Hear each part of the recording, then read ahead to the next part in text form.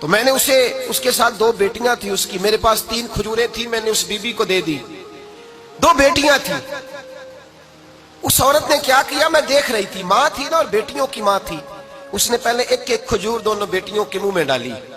اور پھر جو کھجور اس کے پاس بچ گئی میرا خیال تھا یہ کھائے گی، لیکن اس ماں نے اس کھجور کے 2 ٹکڑے کیے اور وہ بھی اپنی بیٹیوں کے منہ میں ڈالے۔ حضرت عائشہ صدیقہ فرماتی ہیں اس کا عمل اتنا حسین تھا، اس بی بی کے اس عمل کے اندر اتنا حسن تھا کہ میری آنکھوں میں بھی وہ بات رہ گئی، دل میں بھی رہ گئی، روح میں بھی سما گئی۔ اس کے حسن اور تاثیر کو میں بھلا نہ سکی۔ شام تک وہ کیفیات، وہ انداز، وہ اس عورت کا طرز، اس کا وہ انداز میری طبیعت کے اندر بار بار مجھے اس کی طرف متوجہ کرتا رہا۔ شام کو محبوب تشریف لائے، نبی کریم صلی اللہ علیہ وسلم شام کو جب تشریف لائے تو حبیب پاک علیہ السلام کو میں نے بتلایا، میں نے کہا حضور بی بی آئی تھی، اس کا چہرہ بتا رہا تھا کہ بھوکی ہے، لگ رہا تھا کئی دنوں سے کھانا نہیں کھایا، 3 کھجوریں تھی ہی میرے پاس 3، 2 بیٹیوں کو دے دی، وہ کھا سکتی تھی، لیکن یا رسول اللہ صلی اللہ علیہ وسلم اس نے کھائی نہیں، وہ بھی کھجور 2 ٹکڑے کر کے بیٹیوں میں بانٹ دی ہے۔ حضرت عائشہ کہتی ہے دیر تک حضور میری بات کو سنتے رہے، دیر تک میری طرف دیکھتے رہے، اس تصور کو، بیٹی کے پیار کے اس ذائقے دیر تک محبوب محسوس کرتے رہے، اور پھر فرمایا عائشہ جو دنیا میں بیٹیوں کی وجہ سے آزمایا جائے گا،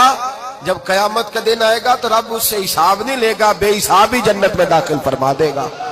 اللہ پھر اس سے حساب نہیں لے گا جو بیٹی کے سبب سے آزمایا جائے۔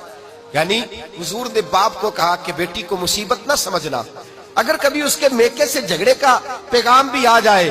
اگر کبھی دوبارہ تجھے اس کی طرف پلٹ کر جانا بھی پڑے، میرے نبی پاک صلی اللہ علیہ وسلم سے کسی صحابی نے کہا تھا یا رسول اللہ بہترین صدقہ کون سا ہے؟ حضور بہترین صدقہ کون سا ہے؟ وہ میرا مال جو اللہ کے راستے میں خیرات کروں تو رب مجھے زیادہ اجر عطا کرے، وہ کون سا ہے؟ تو میرے نبی پاک نے فرمایا اگر تیری بیٹی واپس لوٹ آئی طلاق کی وجہ سے یا بیوہ ہو کر واپس آ گئی اور تجھے اس لوٹنے والی بیٹی پر کچھ خرچ کرنا پڑا تو تیرے رسول کا وعدہ یہ ہے کہ اللہ تجھے اس روپے پر سب سے زیادہ اجر عطا فرمائے گا،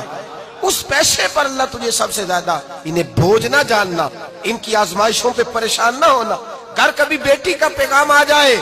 کہ اس کو پھر سے یہ تکلیف ہوئی ہے، باپ سمجھنے لگا تھا کہ میں تو فارغ ہو گیا، نکاح کر کے میں فارغ ہو گیا، پھر اگر کبھی اسے پیغام آئے تو میرے مصطفیٰ کریم نے فرمایا وہ پریشان نہ ہو، وہ دکھی نہ ہو، بلکہ جو بیٹی کی وجہ سے آزمایا جائے گا اس سے تو حساب ہی نہیں لیا جائے گا، اللہ بغیر حساب ہی جنت عطا فرما دے گا۔ اتنا بڑا مقام، اتنی بڑی عظمت اور فضیلت اللہ کے رسول نے بیٹیوں کے ماں باپ کو عطا فرمایا۔